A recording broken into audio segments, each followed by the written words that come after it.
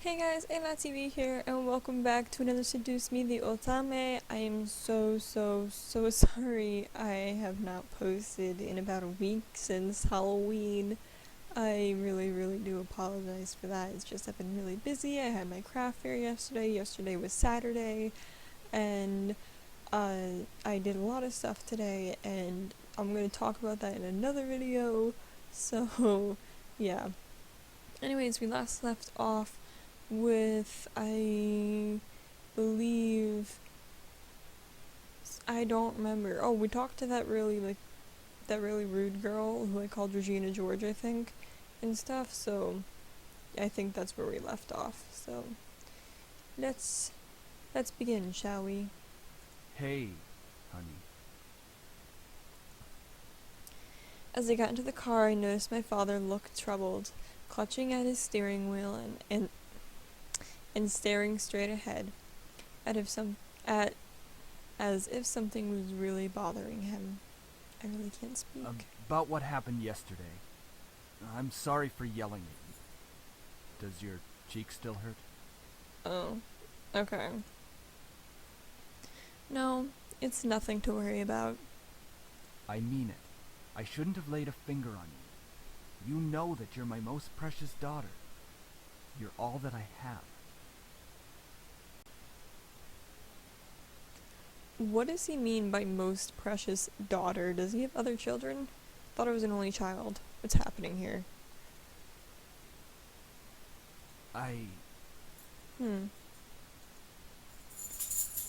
Sorry, my dog's making noises. Go away, Belle. Belle, leave. Leave the room, Belle. Yet he couldn't bring himself to say what he can never say to me for such a long time. I always wanted to hear those words, to affirm how he really felt, but I guess even now,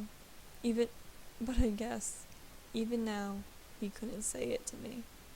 That he loves you? I turned my head away to look out the window. There was no point in waiting for something that was never going to happen. Well, that's so sad. And like that, he started to drive, and the conversation between us ended. I decided to focus my attention on the passing scenery. We were taking the usual route to grandfather's house. It was located within the vicinity of the school's district, but it was still pretty far from the school and from where our house was. He had always lived alone. He insisted on doing things by himself, even at his age, living in such a large house. I thought the point of this movie, did I say movie? The point of this game was that there was a lot of people that lived in the house. I wondered, did he pass away with no one at his side as well? It sounded so lonely and sad. It was strange that he decided on living all alone in a large estate. If anything, he could have lived with us. Though he and my father probably would have given each other the silent treatment the entire time. Maybe living alone was preferable to that. I actually hadn't visited him for quite a while.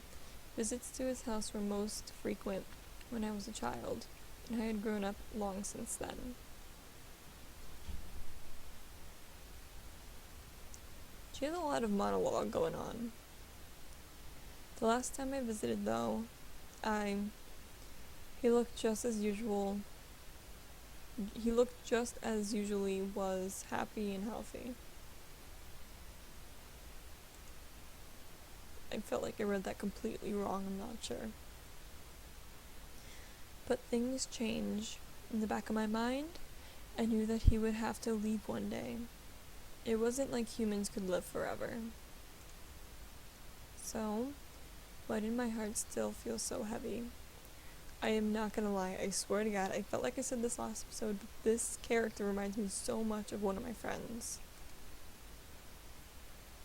The car ride was mostly spent in silence, until he spoke up. Again. How was school? Maintaining your grades, I hope. So he went from being apologetic to being, well, his tone speaks for himself.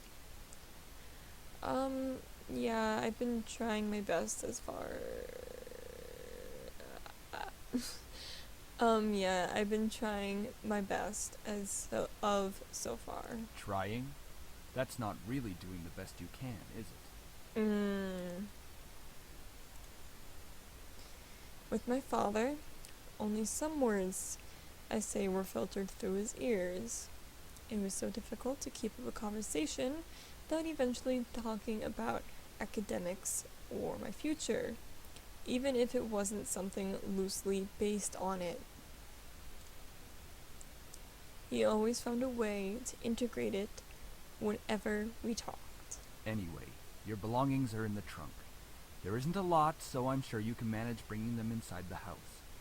After all, you are on the road to being independent now.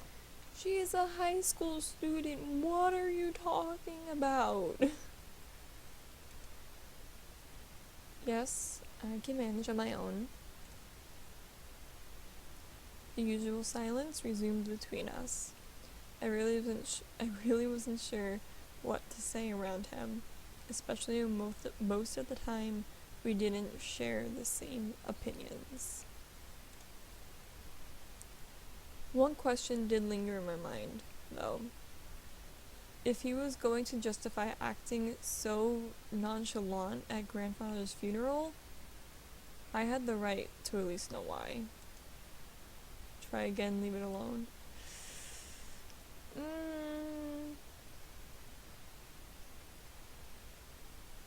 I don't know. If we try it again, if we try to ask him again, there's another chance he can get mad at us, or we can get answers. If we leave it alone, we will definitely never know. Or he might tell us, I don't know. Normally, I'm not the person to be persistent and ask questions when someone doesn't want to talk about stuff. But, sorry, okay, or I'll say, Dad, about you and Grandpa. We are not talking about this. I should have clicked the other button. I feel like we should be, because Grandpa did leave us yesterday, so. I wouldn't care if he had left even long before that. I do not want to hear it, and that is the end of this conversation. And you got mad at us again, I was right, okay. As always, he managed to shut down any other form of conversation related to him. It was just like what happened last night. I should have clicked the other button.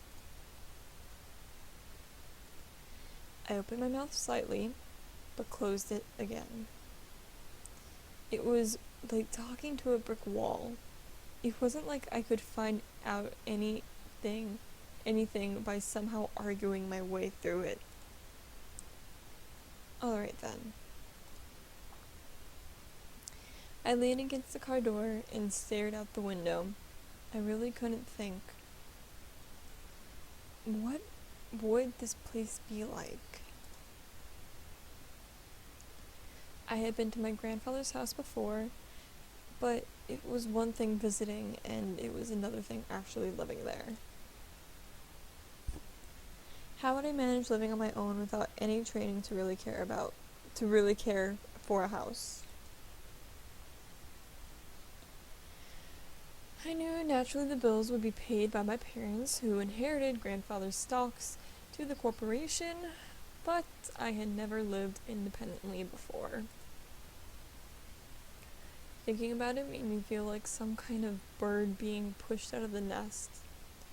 Though I was technically an adult, I felt unprepared and a bit daunted at the prospect of actually moving into a new place. Yeah, like, I've never moved before, and, like, It would be weird for me to. And also, does she have a job? That's my question.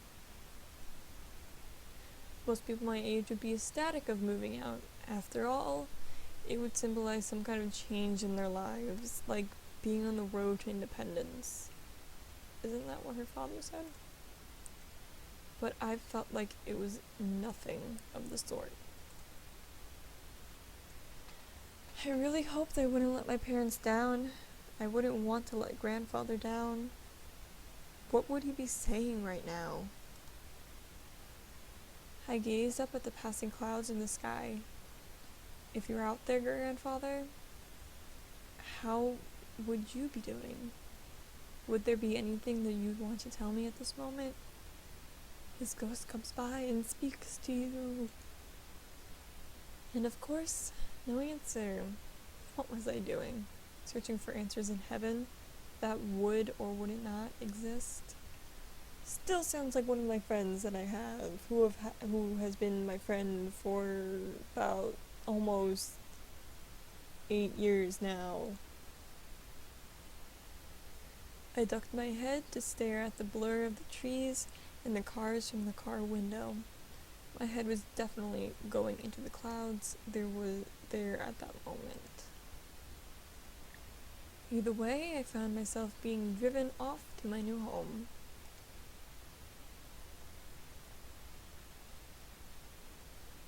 The car rolled to stop and I drifted out of my thoughts. Here we are. Go on in. This is such a lovely home. I can build this. Alright. Tell Mom I love her. All right. I love you too. Well, I love you, Dad. Just that sound he made, like, okay. No. Make sure to come by and visit us often. No. I'm not going to miss you lots.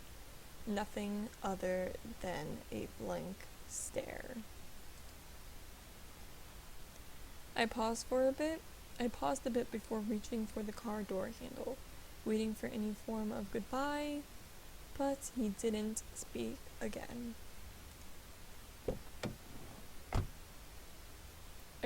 For some reason, I can't imagine my dad being like that. One, because I'm daddy's girl, and two, because, like, my dad's like a giant teddy bear. Yeah, so I sighed and exited the car. Hearing my dad pop open the trunk, I saw the 2 large bags I packed last night that were large enough to carry only the things I needed. I took them out, placed one bag on each shoulder, and closed the trunk. He then drove off, leaving me alone in front of the mansion. I watched the blue car fade into the distance of the road before turning to see my new home. Does she even have a car at all? How is she supposed to leave this house? How is she supposed to go to school? How is she supposed to go food shopping? Why does she not have a car? If she's 18, why doesn't she have a car? There it is. It's huge. My grandfather gave me this. It's hard to believe. The house was framed by a set of tall gates, and I hesitantly pushed them aside to take in the entire estate. Wow, words.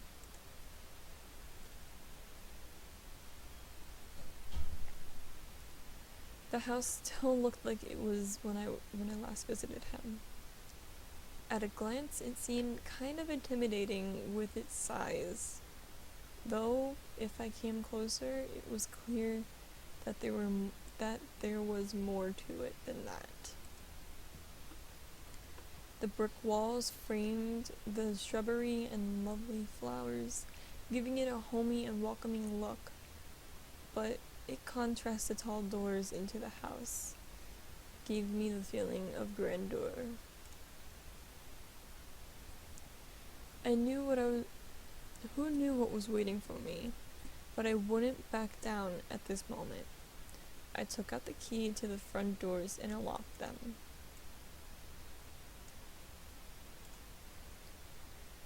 Well, might as well make myself at home. I'll be staying here for quite a while anyways.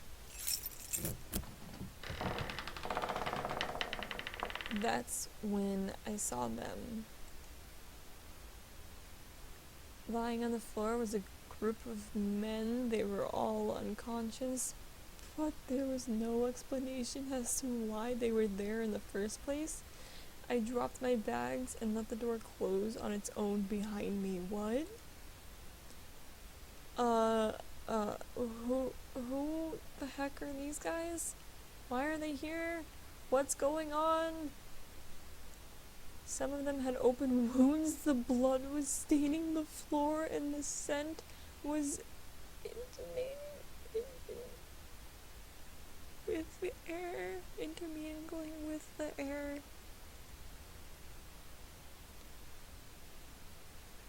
I couldn't help but feel bad for them instinctively, but nevertheless I was shocked and a bit angry that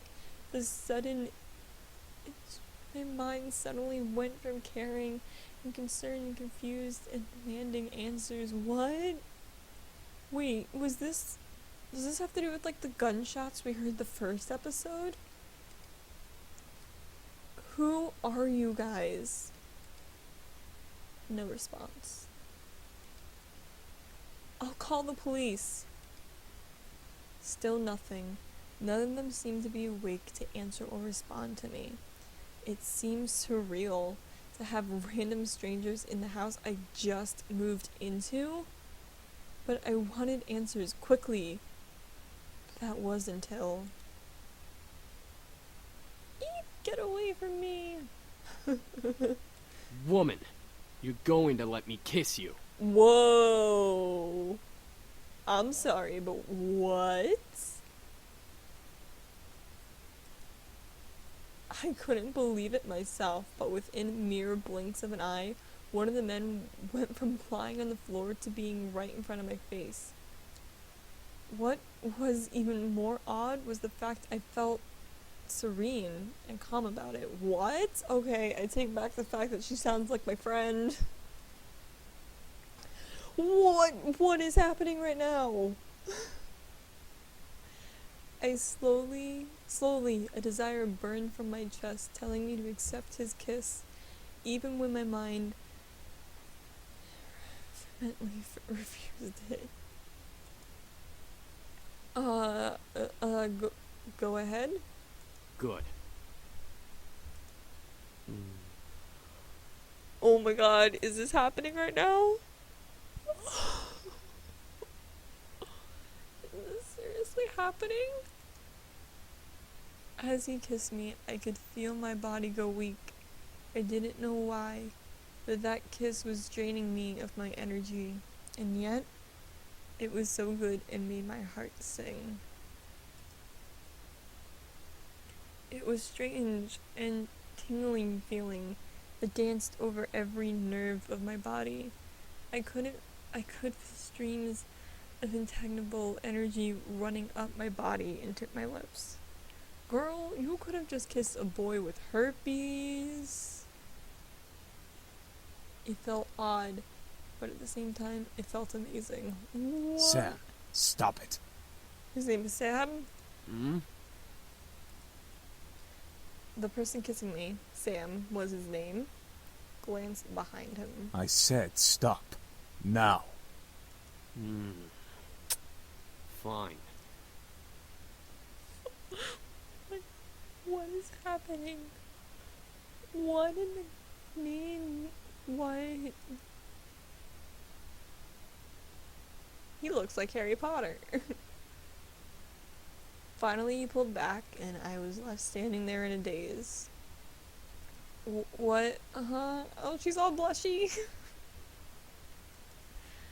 I couldn't tell what was going on. My mind was completely enwrapped by the kiss and my thoughts that melted into the depth of my forgotten memories. Please forgive my brother. He's a bit reckless. He's your brother? He don't look like your brother. You look Asian, and he looks not Asian. You look like Harry Potter, he looks like Ron Weasley. At least I feel a hell of a lot better than you right now. What? Because you At least I feel a hell of a lot better than you right now. What? Oh, I can scroll? Because you used your abilities on her. Abilities? Sam, you're such a reckless brute. Taking advantage of a beautiful young woman like her. Are you all brothers? Shut that pretty boy mouth of yours before I rip it off your pretty boy face. Were they all like passed on the floor in blood? I don't see any blood. Sheesh, you guys. Can we not fight right now? Not all of us are in the best state. What is happening? I guess you are right, Matthew. I agree. Okay, before this goes any further, guys, I'm just gonna let you know. When I got this game off Steam, you have to be, like, at least 16 years or older to play this, so if you're not 16, I suggest you leave. I really suggest you leave.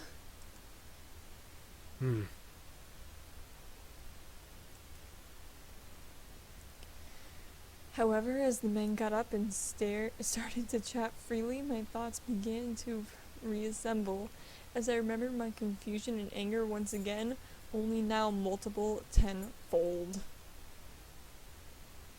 Whoops, didn't want to do that. What? What? Huh? Did you say something beautiful? Oh god, no. And I exploded.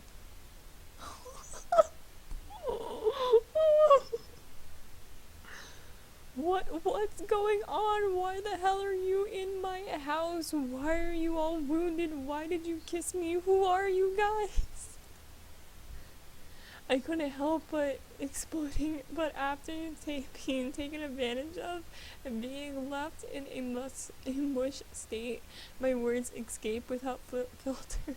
I definitely scared the men around me, even the man who kissed me.